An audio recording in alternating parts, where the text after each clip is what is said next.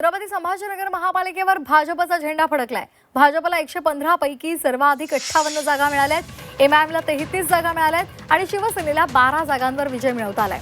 छत्रपती संभाजीनगरमध्ये अंतर्गत राजकारणाचा फटका हा बसलेला आहे आणि त्यामुळे अपेक्षित यश मिळालं नाही आणि त्यामुळे पराभव झाला हे शिरसाट यांनी मान्य केलेलं आहे। पराभवाची जबाबदारी स्वीकारतो असंही शिरसाट यांनी म्हटलेलं आहे।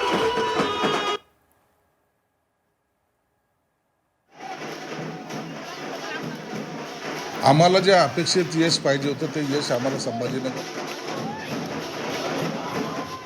याची कारणं जरी काही वेगळी असली तरी जनतेने जो कौल दिलाय तो आम्हाला मान्य आहे।